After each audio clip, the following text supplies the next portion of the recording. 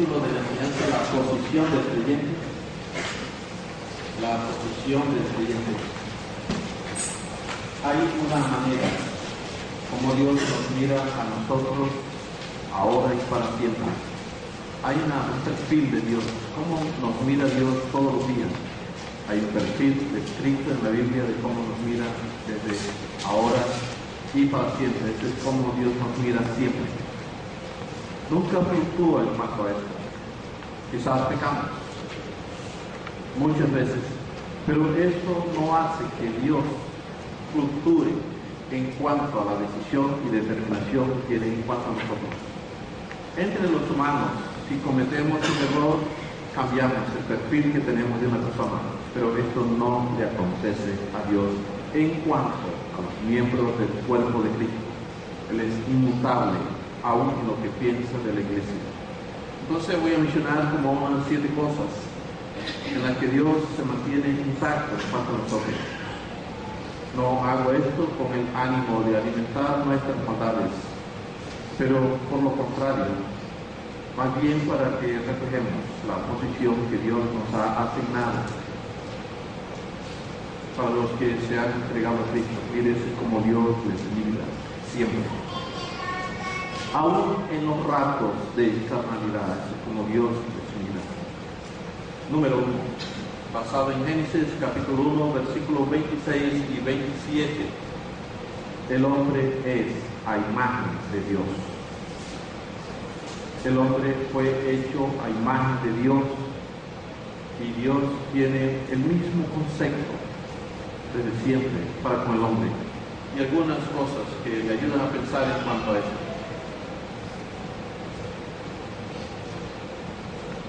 Si está bien descrito el término, que nos hizo su imagen en cuanto a inteligencia, voluntad y emoción.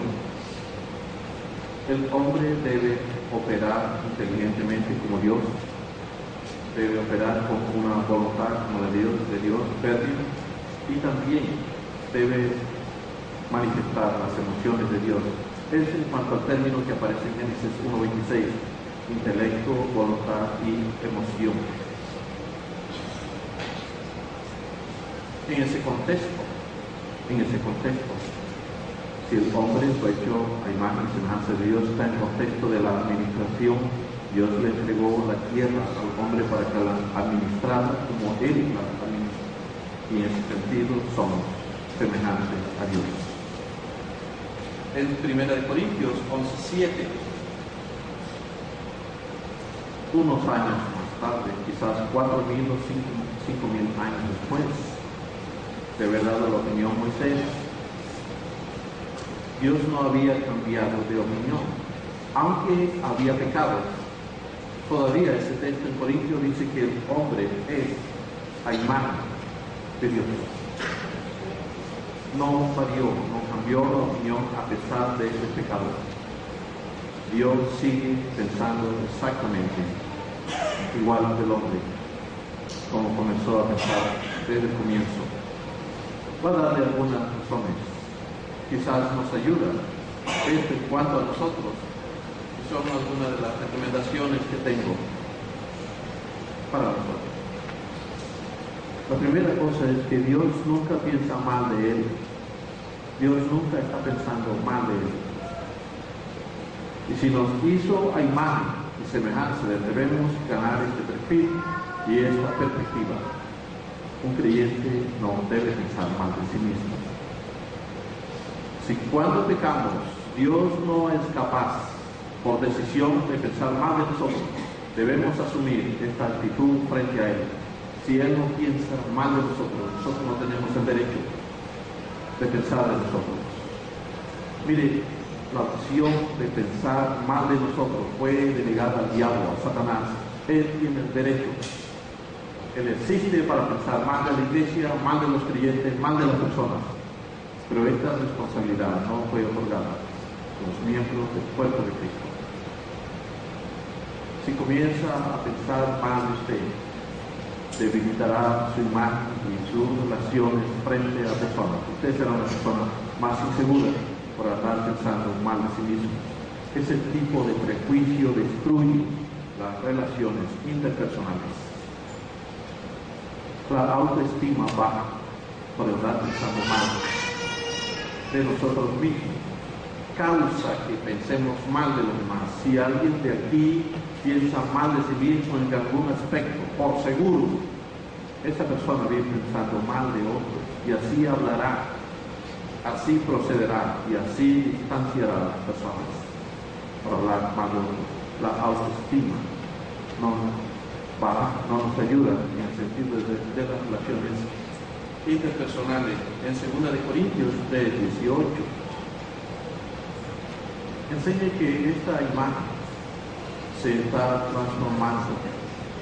2 Corintios 3:18 enseña que esta imagen está madurando en nosotros en el siguiente sentido.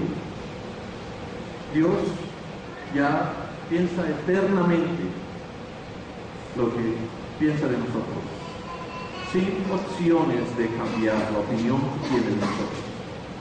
Pero nosotros estamos en el proceso de precisar el concepto que tenemos de nosotros.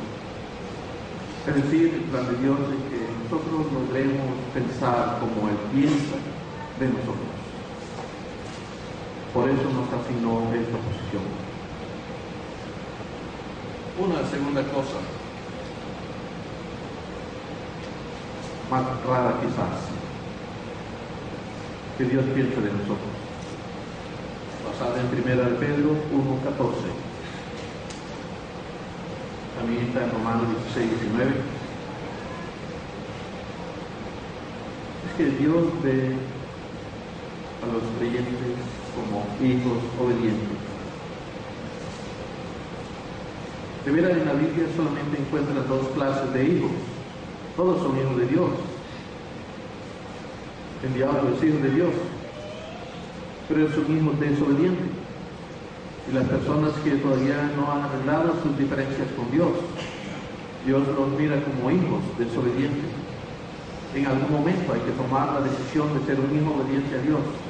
Y una vez que comience a ser hijo obediente de Dios, por la conversión a Cristo, nunca más, por toda la eternidad, Dios va a verle como un hijo desobediente, a pesar de la desobediencia que cometemos en nuestra vida diaria.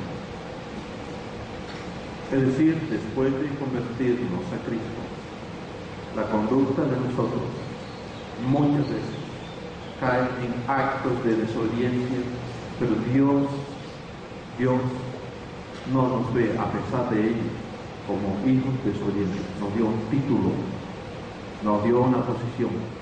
Pase lo que pase, Él nos ve como hijos desobedientes.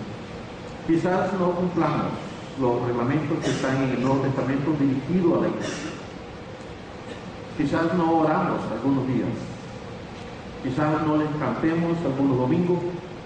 Y quizás dejamos de hacer otras cosas que debiéramos hacer. Quizás no somos activos en evangelismo, en entrenar a otros, en compartir la fe con otros. Quizás damos muchas cosas de los mandamientos que están dirigidos a la iglesia. A pesar de eso, Dios nos mira como hijos obedientes. No nos tacha el cartón que nos dio, o el certificado que nos dio, o el diploma que nos entregó. En este sentido, estamos certificados por toda la eternidad como hijos obedientes. Algunas cosas sobre la obediencia: no es un producto natural. La obediencia comenzó en el cielo, se extendió hasta nosotros por medio del Espíritu Santo y por medio de la energía y potencia de Dios que ha infundido en cada creyente. No es un producto natural, eso es sobrenatural. Para ser obediente es necesario estar controlado por Dios, si va a experimentar la obediencia continua, pero su posición queda intacta a pesar de cualquier acto de rebelión que cometan en contra de Dios, a pesar de ello. Una tercera cosa, basada en Efesios 1, del 1 al 4, Ya para Dios somos santos, somos sagrados. Ser santo en la Biblia, no indica que un creyente no peca. Es una mala definición y una mala contextualización en cuanto a la Escritura. Ser santo en la Biblia no indica que un creyente no peca. Pero ser santo en la Biblia significa que una persona tiene la capacidad y el deber de irse apartando de algunas maldades que comete en su vida diaria. Eso es algo progresivo en la vida de uno, de ir abandonando algunas cosas que no son de agrado para Dios. Y también en la medida que abandona algunas prácticas malas, las va sustituyendo por prácticas que son avaladas, recomendadas y son de beneficio y también de agrado para Dios. Eso es ser sagrado, eso es ser santo. No lleva la idea de no pecar, pero lleva la idea de ir apartándose del pecado mientras está en esta vida, de ir sustituyendo este tipo de conducta por una conducta que es agradable a Dios. Pudiéramos redondear la idea de la siguiente manera: ser santo es apartarse del pecado, apartarse del mundo y apartarse de las influencias satánicas y volverse útil en la obra de Dios. Eso sencillamente es ser santo. Número 4. Voy a quedarme un poquito acá por razón del texto que está problemático en Timoteo. Así que me quedo un poquito más basado en Efesios 1:1. Ya somos fieles. Todos los creyentes son fieles. La palabra fiel está fundamentada en el término fiel, que se traduce fe, en el Nuevo Testamento. Ser fiel es tener la fe viva de Dios. Somos fieles por causa de la fe que Dios ha metido dentro de nosotros a través del Espíritu Santo.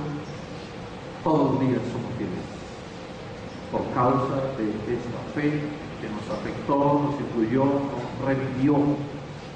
Por eso somos fieles ante Dios. De alguna manera tenemos que decirlo, usualmente decimos que somos fieles posicionalmente. Dios siempre nos ve como sus amigos, como las personas asociadas, como si jamás le falláramos a Él. Y eso solamente puede concebirlo Dios de esa manera. Nosotros estamos en el proceso de aceptar que otros creyentes distintos son fieles. Y de vez en cuando yo sé que la conducta les traiciona y la conducta hace contraste entre lo que Dios ha dicho y lo que ellos piensan. Y por eso algunas personas dicen que no hay personas fieles. Esa es una opinión grave en contra de la opinión de Dios, y déjenme decirlo de la forma severa que la consigo. Decir que un creyente no es fiel es una opinión satánica. Eso es grave, porque es mi opinión contra la opinión de Dios. Si Dios dice que ustedes son fieles por ser creyentes, Dios nos debe hacer lo que hizo Satanás en el huerto, cuando le dijo a Adán y Eva: no moriréis. Esa fue una opinión contraria, adversa en la opinión de Dios, y el diablo perdió. No pierdan ustedes. Si Dios ha dicho que son fieles, a pesar de somos. Y nunca Dios va a cambiar de opinión. Eternamente, pensar eso. Él es inmutable. Hay un texto que está en 2 de Timoteo 2:13. No está muy bien traducido en su Biblia, en la versión 60. En su traducción, en la versión 60, dice: si fuéramos infieles, Él permanece fiel. Está mal traducido. Déjenme leerlo de otra manera. No dice si fuéramos, dice si somos. El subjuntivo que está ahí en su Biblia no nos ayuda, porque ese subjuntivo suaviza lo que Dios ha dicho. Ese subjuntivo suaviza. No es que posiblemente seamos infieles. Lo que dice Dios es que somos infieles. Que usted está diciendo, está contradiciéndose. Déjeme terminar. Noten el contexto. Si somos infieles, Él permanece fiel. ¿Dónde está censurando Dios y dónde está advirtiendo una falla que de veras existe? No somos infieles por ser creyentes. ¿Sabe dónde está la falla? En el término que sigue, en el verso que sigue, en el verbo que está ahí inmediatamente. Si somos infieles, el contraste, Él permanece. Y lo que está diciendo la Escritura es que los creyentes no tienen la capacidad de permanecer como Dios permanece. Ese es el contraste. Es decir, durante el día somos intermitentes en la dependencia de Dios, a pesar de tener fe. Tenemos fe 24 horas, pero no siempre dependemos de Dios. Tenemos la intermitencia. En ese sentido, no tenemos la constancia de permanecer. No estamos usando la fe, las 24 horas del día, la fe viva que Dios nos ha dado. En ese sentido, Dios dice que no permanecemos fieles a Él. El contexto es el verbo permanecer. Y no es que somos infieles posicionalmente. La fe ya está, pero la fe no la está ejercitando. ¿Dónde se llama? Porque dejamos de depender de Dios. Pero no quiero que abuse el texto ni lo mal use. Solamente este texto dice que no somos constantes en la dependencia de Dios, pero Dios es constante en la dependencia, en la triunidad. Él permanece unido y dependiendo el uno del otro. Nosotros no siempre permanecemos dependiendo el uno del otro. Tenemos muchas variantes en constancia dentro de nosotros y entre nosotros y Dios, por seguro. Número 5, basado en Efesios 4:1. Somos dignos. Ya somos dignos. Somos aprobados por Dios. Ya tenemos la aprobación. Es decir, gozamos del derecho apropiado delante de Dios. Ya hemos sido certificados. Hay un texto en 1 Corintios 11, versículo 27, que es abusada, que está en el contexto de la cena, donde habla de los que participan indignamente. Tenemos que hacer la diferencia entre el creyente y los hechos de un creyente. El creyente ya es digno, pero puede actuar de manera inadecuada.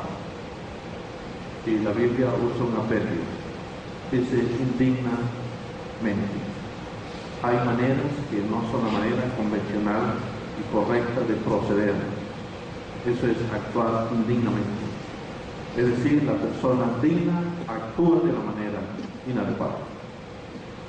¿Qué está censurando Dios? No está censurando la persona en sí, pero está censurando la conducta. Y debemos distinguir entre la persona y la conducta. Entramos al cielo a pesar de la conducta. Y cuidado que Dios no está maltratándonos ahí, pero hay formas de proceder que Dios no aprueba en nuestro diario vivir. Y eso es lo que está en Efesios 4:1. Y también está en 2 de Tesalonicenses 1:11. Número 6. ya somos puros. 2 Corintios 7:11. Ya somos puros. Hay un par de palabras en el Nuevo Testamento que hablan sobre la pureza. Y la primera es la misma ayo que indica apartado de pecado. Es la más común. Y la segunda es una que indica que ya está limpio por razón de la Escritura. Entonces somos puros porque Dios nos ha declarado puros. Y una forma de decirlo y captar esta idea es diciéndolo de la siguiente manera: que Dios, por medio de Cristo, nos ha imputado la pureza de Cristo en nosotros. ¿Cómo nos ve Dios a nosotros puros como Cristo? ¿Por qué? Porque nos imputó la pureza de Cristo a nosotros. Y por eso, viéndonos a través de Cristo, ve las personas puras, como si no tuviesen ninguna mancha. Y por eso es capaz de verlos sagrados, como si jamás pecaran también. Y eso es lo que indica ser puro. Y la última, número 7, por hoy. Quizás tengo otras 7 para el domingo que viene, sobre otros 7 perfiles de cómo Dios nos mira. La número 7 es que ya somos luz.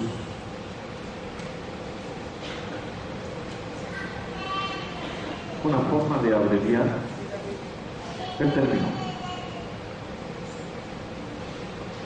Mateo 5:14, Romanos 2:19, Efesios 5:8, para justificar lo que estoy diciendo, que ya somos luz.